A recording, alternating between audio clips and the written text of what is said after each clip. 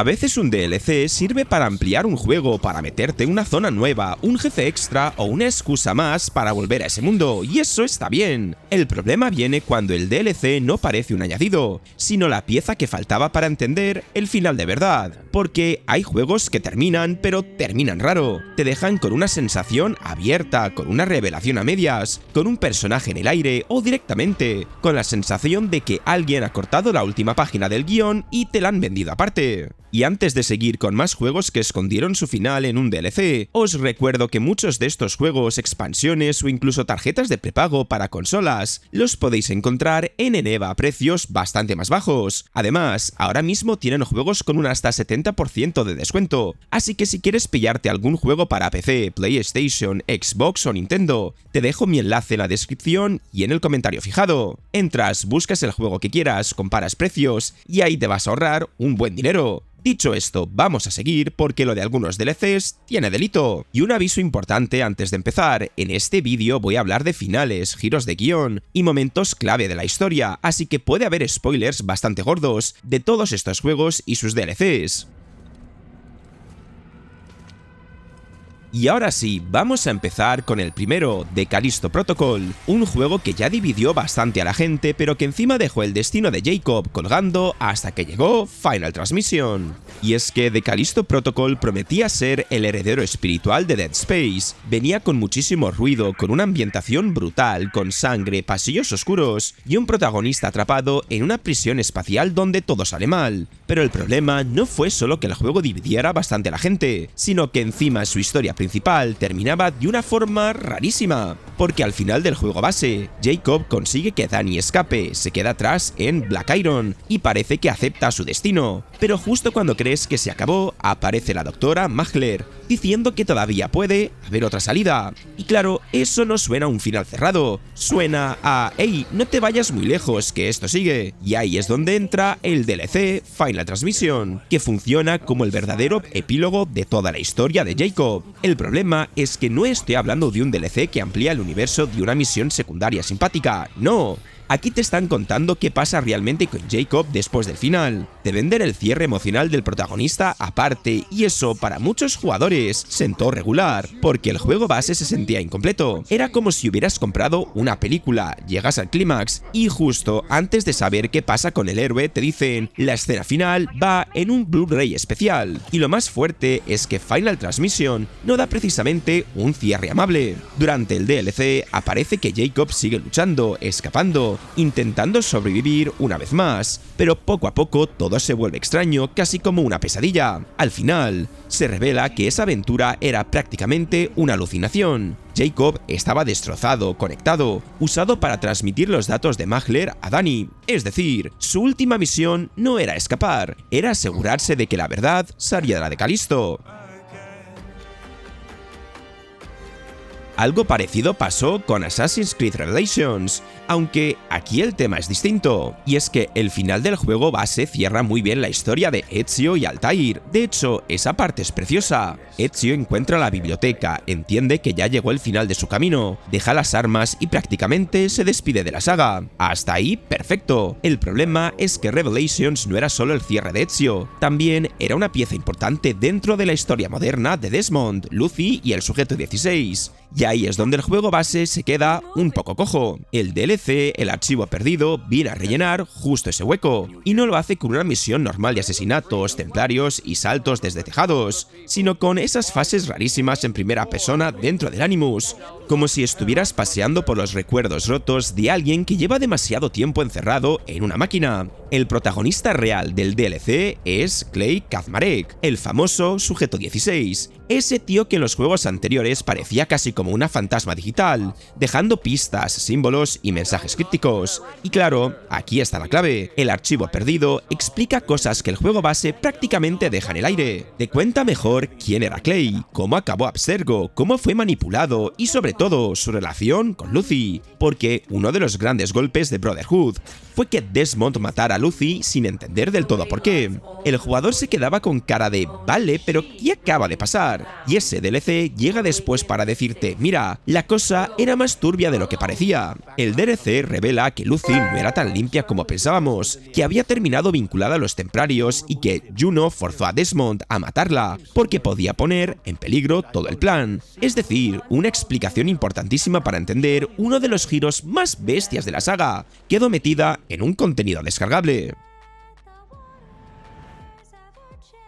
Y luego tenemos Fire Emblem Fates, que directamente jugó a dividir su historia en varias rutas. Y tenías Estirpe, donde te quedas conocido, Conquista, donde eliges Nor, y luego Revelación, que era la ruta descargable que intentaba explicarlo todo. Y aquí está el lío. Estirpe no es realmente el DLC con el final verdadero, sino una de las versiones principales del juego. En Estirpe, Corrin decide ayudar a su familia Edeosido y luchar contra Nor. Es la ruta más clásica, más luminosa, más de estos son los buenos, estos los malos, vamos a salvar el reino. Funciona como historia independiente, sí, pero también se nota que hay cosas que el juego no quiere contarte todavía. Porque durante Estirpe pasan muchas cosas raras. Hay traiciones, apariciones extrañas, enemigos que parecen más saber de la cuenta, y una sensación constante de que detrás de la guerra entre Osido y Nor hay algo mucho más grande. Pero el juego no termina de abrir esa puerta. Te da un final emocional para esa ruta, te cierra el conflicto desde el lado de Osido, pero no te explica de verdad todo el pastel. El problema es que Fire Emblem Fates escondía su respuesta más importante en Revelación. Ahí es donde Corrin no elige ni Osido ni Nor, intenta unir a las dos familias y descubre la amenaza real que estaba manipulándolo todo desde las sombras. Vala, Anacos y todo ese conflicto que en las otras rutas apenas insinúa. Y claro, eso hizo que muchos jugadores se sintieran que Estirpe y Conquista eran finales incompletos. No malos, pero sí parciales, como si cada uno te enseñara una cara de la guerra, pero el mapa completo estuviera guardado en otro sitio de pago. Con Dragon Age Inquisition pasa algo más elegante, pero igual de importante. Este es uno de esos juegos que parece cerrar su historia principal, pero luego te das cuenta de que el cierre de verdad estaba esperando el DLC Intruso, porque en el juego base derrotas a Coripeus, salvas Cedas, todo el mundo respira tranquilo y parece que la Inquisición ha cumplido su papel. Has pasado decenas de horas montando alianzas, resolviendo guerras, cerrando brechas en el velo y peleándote con medio continente. Así que cuando cae el villano, lo normal es pensar, vale, sí acabó, misión cumplida. Pero no, porque Inquisition tenía una bomba guardada, y esa bomba se llama Solas. Durante la aventura principal, Solas parece el típico compañero misterioso, sabio, un poco intenso, de esos que hablan del velo como si estuvieran recitando poesía en una biblioteca abandonada. Pero Intruso llega después y te dice, a ver, que este señor no era simplemente un mago élfico con muchas frases profundas. El DLC revela de forma mucho más directa que Solas es en realidad Fenarel, el lobo terrible, una figura legendaria dentro de la cultura élfica. Y claro, eso cambia por completo cómo miras todo lo que ha pasado. El juego base te deja con una victoria bastante cómoda, pero Intruso te muestra las consecuencias reales. La Inquisición se ha vuelto demasiado grande, los países empiezan a desconfiar de ella, sus agentes están infiltrados, sus enemigos siguen moviéndose en la sombra, y el poder que tú has construido para salvar el mundo ahora da miedo. Ese detalle mola mucho porque no es el típico matamos al malo y todos felices, es más bien hemos ganado, sí, pero ahora tenemos otro problema político enorme encima. Y luego está el final del DLC, que es directamente el verdadero cierre emocional de Inquisition. Solas aparece, te cuenta parte de la verdad, explica que quiere derribar el velo para devolver el mundo de los elfos antiguos, aunque eso puede destruir el mundo actual. Y encima, el Inquisidor pierde la marca del ancla. Es un cierre amargo, raro y muchísimo más potente que el del juego base. Después está Asura's Wrath, que es probablemente uno de los casos más descarados. Porque una cosa es sacar una expansión que amplía la historia, añade contexto, o cuenta una aventura secundaria, y otra muy distinta es coger el desenlace real del juego y venderlo aparte. Y eso fue justo lo que pasó con parte 4, Nirvana. El juego base ya era una locura absoluta. Asura se pasa toda la aventura gritando, muriendo, resucitando, partiendo dioses en dos y acumulando más rabia que cualquier protagonista razonable debería soportar. Todo gira alrededor de su hija, Mithra, de la traición de los 7 deidades y de esa guerra divina que convierte cada combate en un espectáculo exageradísimo. Pero cuando llegas al final del juego base, derrotas a Deus y parece que por fin la historia va a cerrar. El juego te suelta otra revelación y se queda a medias, porque el verdadero enemigo no era solo Deus. Detrás de todo esto estaba Chakravartin, una especie de dios creador que había manipulado el conflicto desde las sombras. Y claro, eso cambia por completo toda la historia.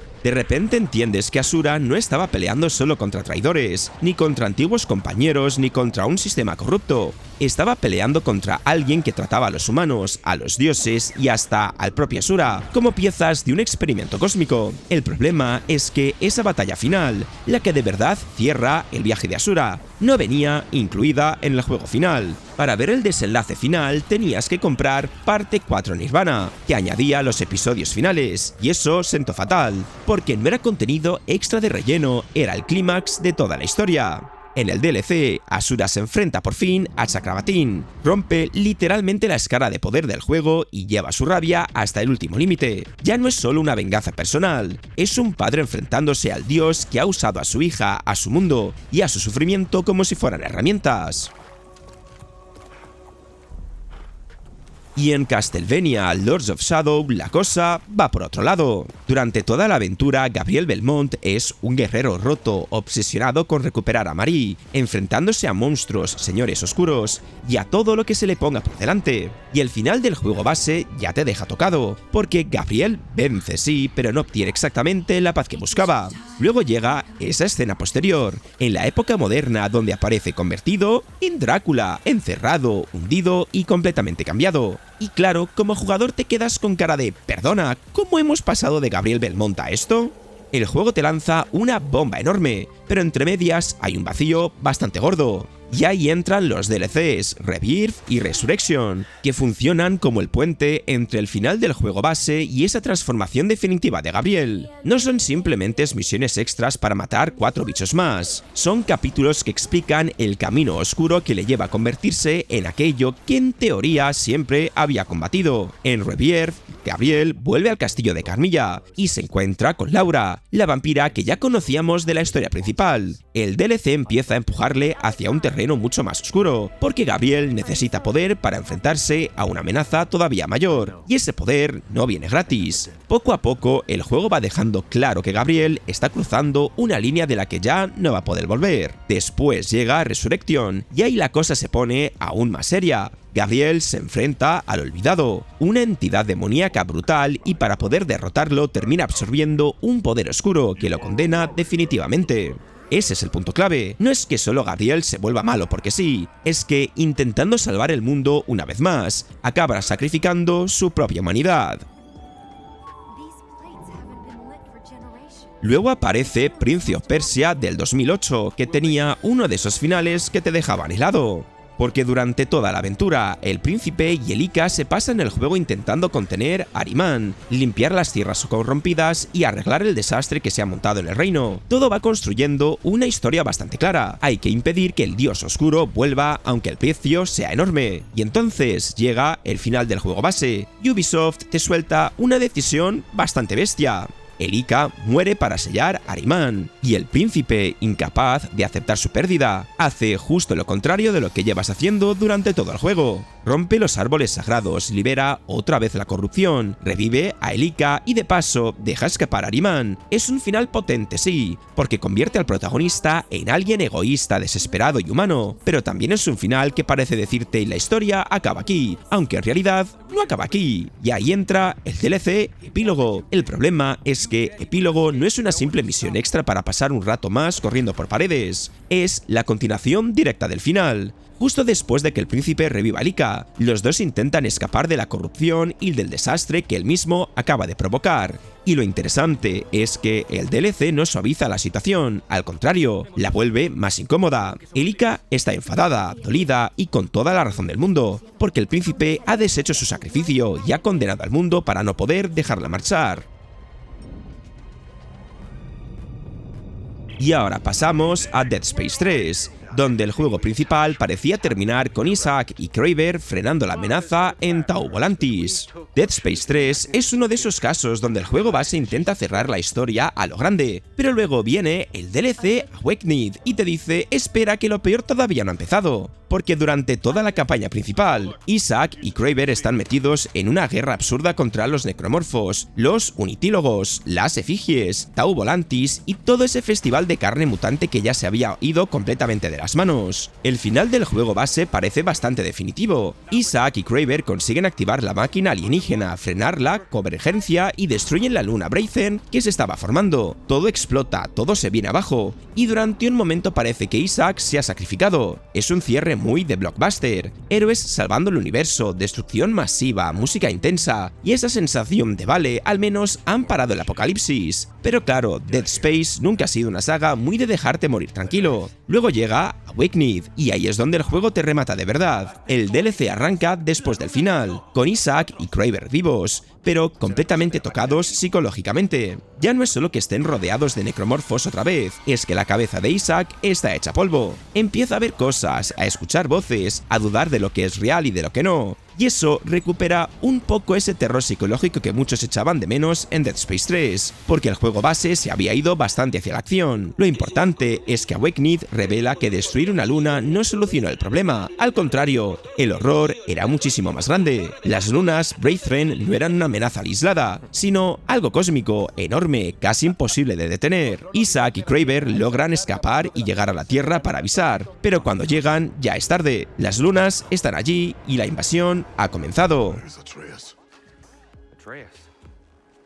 Y algo más reciente tenemos God of War Ragnarok, donde el juego base ya tenía un final potente, pero Valhalla vino a cerrar algo todavía más profundo, el conflicto interno de Kratos. Y ojo, que el final del juego base ya era cerrado. Kratos y Atreus sobreviven al Ragnarok, Asgard cae, Odín es derrotado, Freya empieza a encontrar algo de paz, y Atreus decide marcharse para buscar a los gigantes que quedan. Es un cierre bonito, potente, y además deja a Kratos en un punto muy distinto al del espartano salvaje que conocimos en los juegos antiguos. Pero aún así, había una cosa que el juego base no terminaba de cerrar del todo, y hace Kratos con todo el peso de su pasado, porque Ragnarok cierra la guerra contra Odín, sí, pero Valhalla cierra la guerra que Kratos llevaba dentro desde hace años, y esa es la clave. El DLC no va de salvar otro reino, ni de matar a un dios nuevo porque sí, ni de meter una expansión enorme para venderte más mapa. Va de meter a Kratos en un lugar donde no puede esconderse de nada. En Valhalla, cada combate, cada recuerdo y cada sala le obligan a mirar de frente todo lo que fue. El fantasma de Esparta, el asesino de dioses, el hombre que destruyó Grecia, el padre que perdió a toda su familia, y el monstruo que intenta convencerse de que ya no existe. Y ahí aparece Tyr, que no funciona como un villano normal, sino casi como un espejo. Le empuja, le prueba, le obliga a hablar, a pensar y a aceptar algo que Kratos lleva evitando muchísimo tiempo.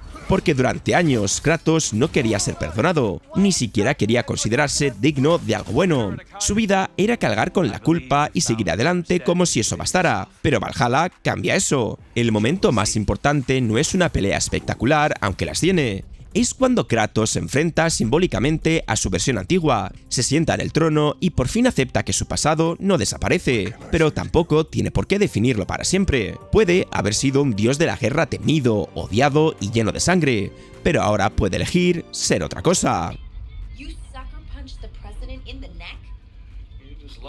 Y para cerrar con este vídeo, llegamos a Dead Rising 4, que dejó a Frank West en una situación bastante fea al final del juego base, porque durante todo el juego volvemos a controlar a Frank West, el fotógrafo bocazas, sarcástico y experto en meterse en centros comerciales llenos de zombies como si eso fuera un plan de fin de semana. La historia te lleva otra vez a Will Wade, con el brote, los experimentos, los militares, la conspiración de turno y ese tono más gamberro que terrorífico que siempre ha tenido la saga. El problema llega al final del juego. Frank consigue descubrir lo que está pasando, ayuda a frenar el desastre y parece que todo va encaminado a un cierre más o menos heroico. Pero entonces el juego pega un volantazo. Frank se sacrifica para salvar a Vic y acaba rodeado de zombies. La escena da a entender que muere o peor aún, que queda infectado. Y el juego termina ahí, con una sensación rarísima. No es un cierre abierto elegante, es más bien un bueno, ya veremos qué pasa con el protagonista. Y claro, ahí entra el DLC Frank Rising, que básicamente te dice, vale, ahora sí, vamos a contar qué pasó después. El detalle fuerte es que Frank no está simplemente herido o desaparecido. Frank se ha convertido en un zombie. Y eso, para una saga como Dead Rising, tenía potencial, porque de repente el héroe de siempre pasa a estar al otro lado del brote. Ya no es el tío haciendo fotos, soltando bromas y usando cualquier tontería como arma. Ahora tiene que luchar contra el virus desde dentro, mientras intenta recuperar su humanidad. El DLC funciona como el verdadero epílogo porque te da la continuación directa del final del juego. Frank busca una cura, se enfrenta a una versión más desesperada de Wingmate, y tiene una cuenta atrás encima que le mete más urgencia a todo. No es una historia secundaria, es literalmente la resolución del destino de Frank. Y al final, algunos de estos lo hicieron de forma más elegante, otros con una especie de epílogo necesario para cerrar el arco de sus personajes. Otros directamente dieron la sensación de que habían arrancado la última página del juego para vender la parte. Y claro, cuando hablamos de finales, de revelaciones importantes o del destino real de un protagonista, la línea entre contenido extra y esto debería haber venido incluido se vuelve muy fina. Y ahora te quiero leer a ti. ¿Cuál de todos estos te ha parecido más descarado? ¿Cuál te dolió más en su momento? ¿Y qué otro DLC meterías en una siguiente parte? Te leo en comentarios. Y si te ha gustado el vídeo, dale al like, al hype si lo estás viendo desde el móvil, y suscríbete si todavía no lo estabas. Y si te lo preguntabas, sí, todavía sigo con la voz ronca y medio afónico. Gracias por preocuparte. Dicho esto, nos vemos en el próximo vídeo.